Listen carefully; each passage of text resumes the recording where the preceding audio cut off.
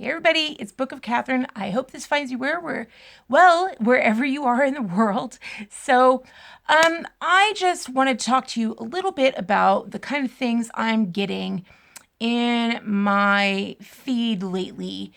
I'm kind of getting a lot, and I understand why.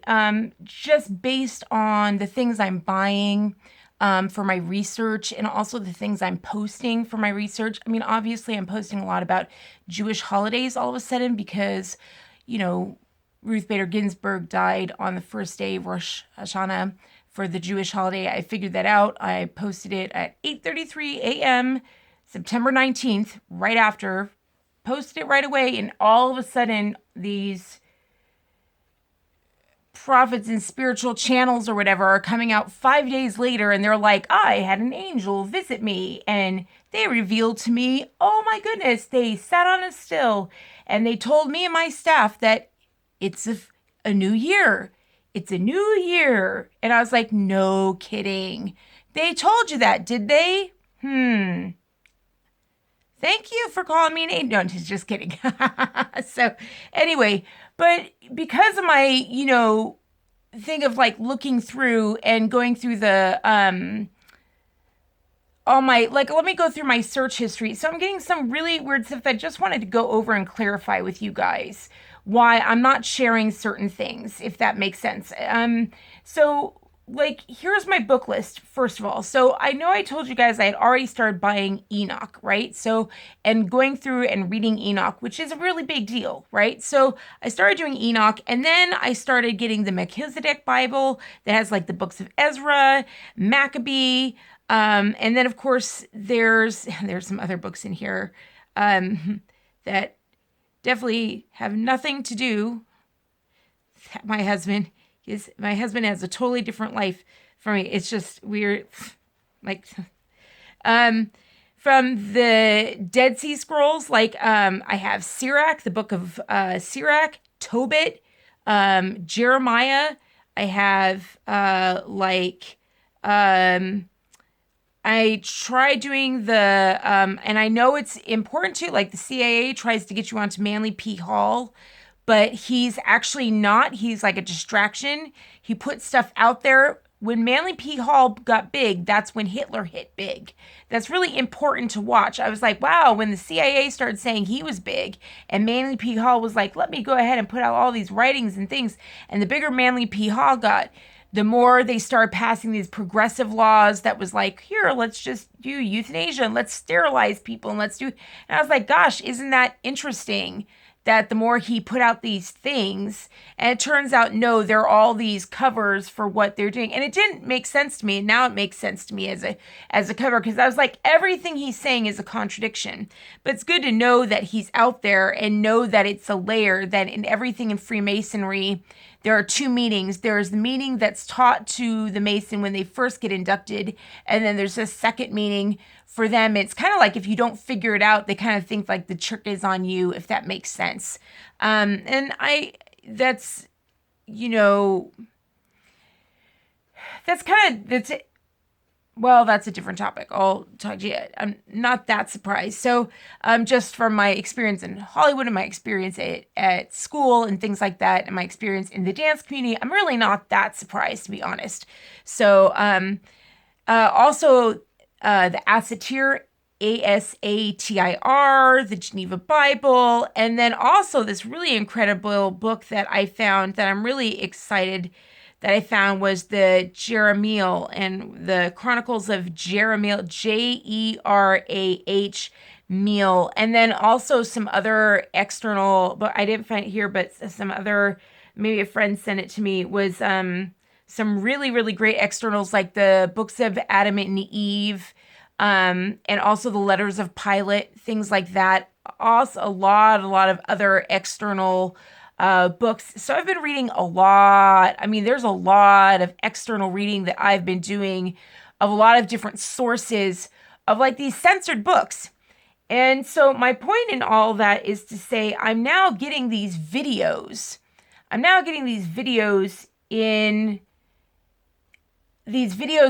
From Judaism, from Israel. Meanwhile, on the backside, I'm sitting here saying, "Oh, America is Israel. America is Jacob." Da, da, da. Meanwhile, I've been getting these ever since all these books start coming in. All there's a, and doing all this research. Your phone hears what you're saying. Your phone, they knows what you're. So they're sending me all these videos constantly, and I'm constantly getting bombarded. Plus, we're doing Beirut, and Beirut is right on top of Israel. So I'm constantly getting barraged with all these, like, one for Israel and all these extra. I'm especially now, that's almost all I get is this one for Israel. But definitely all these other channels that are constantly seeming to be Israel focused, especially for Christianity. That's what seems to be the difference, is that there's a lot of Judaism, a lot of rabbis, and I was getting that for a while. You guys know that for, like, I don't know, forever, like a year. Part of what helped me, like, do the whole, I don't know, that's been normal. Like, that's fine, and calling goyim and all of that has been very educational, the whole 9 yards.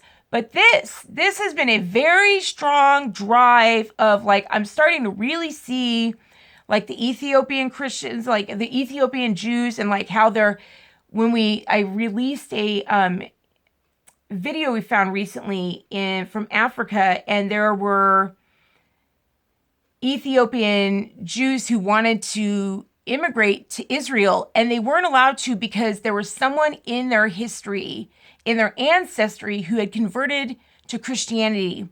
And they actually had the ambassador for Israel, saying on tape, proudly, "Sorry, you have someone who converted to Christianity. You're out. Mudblood, you're not a pureblood.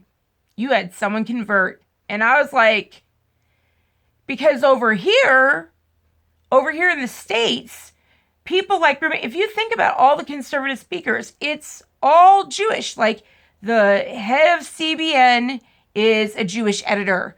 All the Fox News anchors are Jewish, right? I mean, we finally saw it. We ripped masks right off of the Chris Wallace first debate with Trump. Like, that was not hidden, feeding lines, whatever. But Chris Wallace is Jewish, right? And he's the lead anchor at Fox. That was supposed to be, everyone thought was supposed to be conservative. But even online, I mean, Ben Shapiro is one of the leading conservatives that goes around to colleges. He's Jewish, and he's constantly saying how, maybe I got the wrong guy, but I thought he was constantly saying, Israel has all faith there. Like, they have all colors, they have all DNA, they have all of it. It's so everyone's kumbaya there. And then here, there's these ambassador of Israel literally being like, "Oh, out." And so these families are separated generations and decades of, like, half the family is down in Ethiopia, and they're sitting there practicing, and they're like, "Oh, we think they're faking it. We think they might actually be Christians, and they're just faking it to get out of Ethiopia." And I'm like, and the camera's like zooming in the fact that they have, like, this no thing on their face, or they have something on their face, and I'm just like, what's going on? Like, this is insanity. And it's a whole nother side of Israel that I've never seen. And all of that is to say this. So as I'm watching Israel sit here, now I'm watching these tapes they're sending my way about, the whole world is going to come to Jerusalem, and all Christians in the end times and in Revelations, will convert to Judaism. You're really converting to Judaism. And today I was sitting there getting ready for this video, and I literally watched a One for Israel video guy literally talk through the words that we've gone over, because I was like, man, I just said earlier, like not 24 hours ago, I was like, man, we never see pastors or preachers going over the words of Jesus Christ. Well, no, we're seeing that here. Over in America, pastors and preachers are always going over the words of Paul. Over here in Israel, they're always going over the words of Jesus. And they're saying, like, oh, Jesus is saying just to be a practicing Jew. And I was like, that's not anything I've seen. Like, no way. In fact, for freaking heck, they were like, bang, bang, bang, hang him on a cross, get him out of our way. I'm like, I was like, oh, really? Okay, so here's what I'm trying to say about all this. One thing that they've all said from both sides of the aisle, what they all say, both Christians and Jews, DNA and conversion why Messianic Jews, the whole 9 yards, no matter what side of the aisle, they all seem to agree on the fact that, well, in the end times, whatever that is, I'm like, I don't know what the heck that is. Like, I thought I got an idea what that is. Now I'm like, I don't know. Looks like we're in chapter 19 and saying generation upon generation will look upon Beirut. I'm like, who knows what that is? So, I'm like, all right. So, I'm like, I have a feeling what everybody's been telling us doesn't mean squat. I think everybody, but as you'll see, the more we look at it, people aren't reading the text. They're going out based on what other people say. Everyone says to you on YouTube, they say, oh, everyone's going to come to Jerusalem and come to Israel in the end.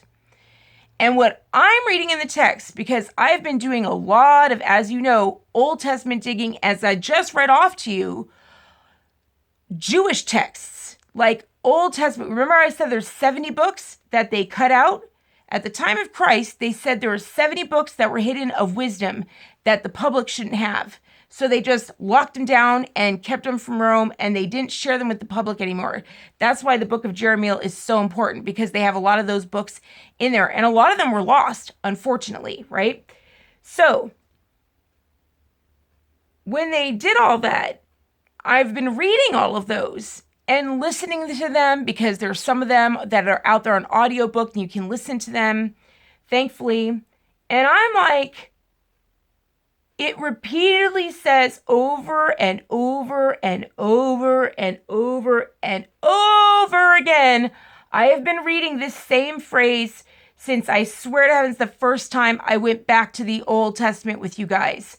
I know we went into Revelations first, I'm pretty sure. It was a while before we went into the Old Testament. Maybe not that long, but I'm pretty sure one of the first things we read was this. It didn't really sink in until I kept reading it. And now I'm like, now it makes, every time I hear it, it's like dong, dong, dong. And today I was like, I better say something. What it keeps saying is, and my people will come back to me, but I will not accept them, and they will not have come back to me until they have confessed their sins. And it's very clear about that. He says, oh, my people will come back to me. He doesn't say, oh, my people will come back to Jerusalem and close. That's the end of the world. No. And my people will come back to me. Go look it up. My people will come back to me and they will confess their sins. My people will return to me and they will confess their sins. And it is amazing to me when you listen to these people, and they confess any sins whatsoever of the Israelites? No, I'm actually hearing them say, oh, the Old Testament God is a mean God and the New Testament God is a nice God. And I'm like, what are you guys reading? I'm reading the Old Testament God. I'm learning a lot in the Old Testament. I'm watching like king after king after king going off and getting like sun god worshippers and the worshippers and and erecting all these other gods in the temple that Solomon built. Solomon himself burning babies to Asherah, and to Moloch, the sex goddess, and the sun god, and burning babies on it next to the temple of the city of David. And I'm like, And in the beginning, according to the text, Yahweh tells Solomon, look, I'm going to bless you, baby. I'm going to bless you big time. But if you turn away from me, or your sons turn away from me, people are going to walk by Jerusalem and be like, what happened to that kingdom and their God? And laugh. And I'm like, well, wasn't that Palestine for a couple thousand years or whatever?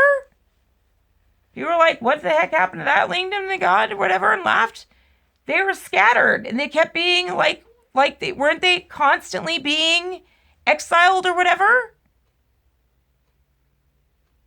Like, it wasn't exactly like, no one was like, oh, that God pulls through to them. Woo, woo, woo. Nope.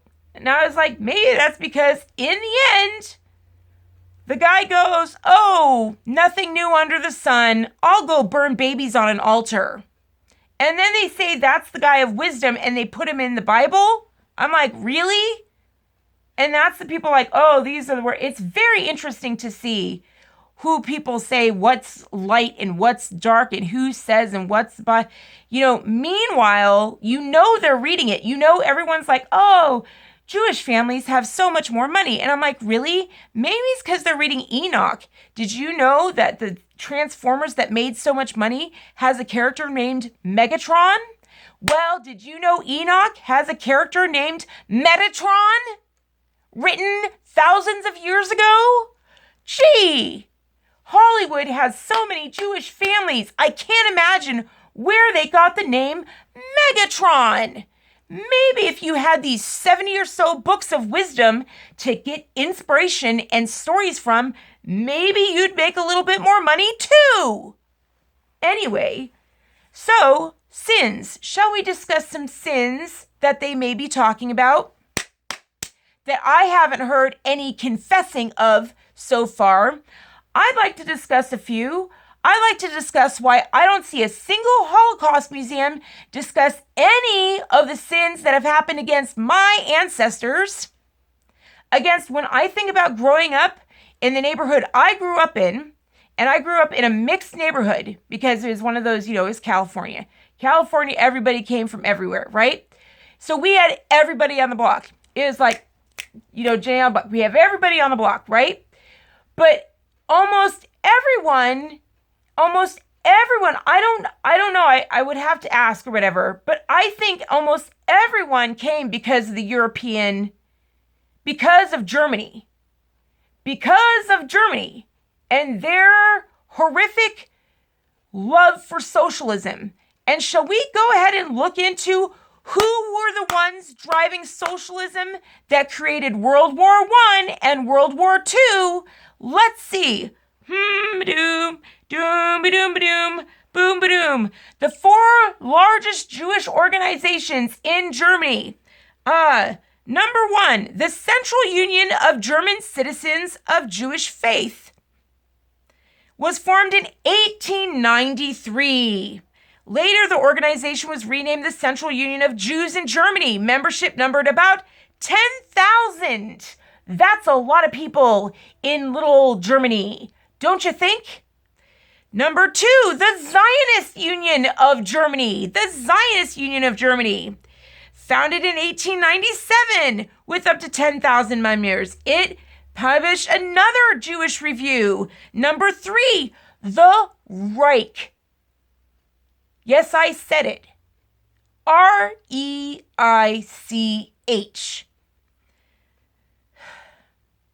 The Reich Federation of Jewish Soldiers.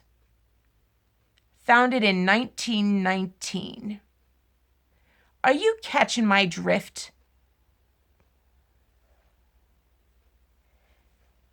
Is anybody going to talk about the fact that all the kibbutzes were built with the concentration camps in Germany? Anyone going to talk about that? The Israel's kibbutzes were built on the backs of the concentration camps in Germany. And since Germany was less than 1% Jewish, who was in those concentration camps?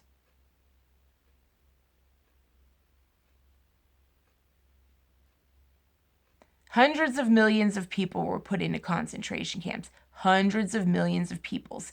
And ain't nobody telling their stories. Ain't nobody telling their stories anywhere. I think that's kind of a big sin. I think it's kind of a big sin to not talk about the Enabling Act, to not talk about the Reich Concordat, to not talk about the kibbutzes, to not talk about the Union of National German Jews, and to not talk about the things that they said in their papers, such as, we believe that oh no, let me get to the best one for you.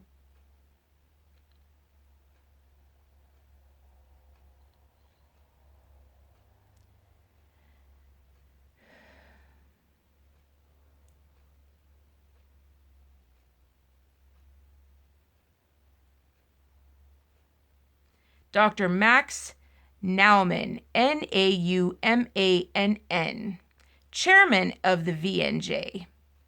Numerous essays about the Jewish question a decade earlier in 1920 and 1924, long before the rise of National Socialism. He took the following position in these writings. He differentiates between German Jews and foreign Jews, stating the German Jews belong to the German people. The foreign Jews scattered to the winds are a people without a country.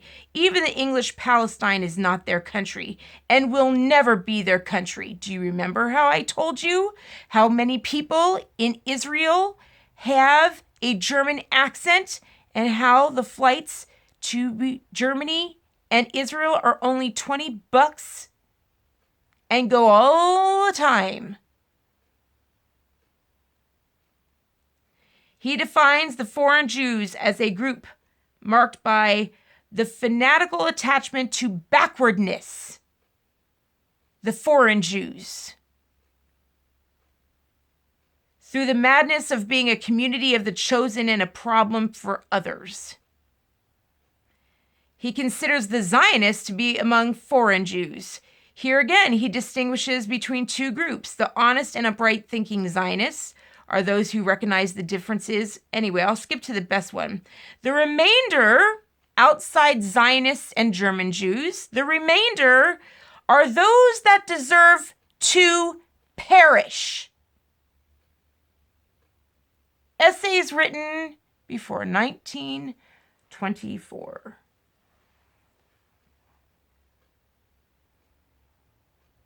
Don't you ever forget who began the nationalist socialist parties.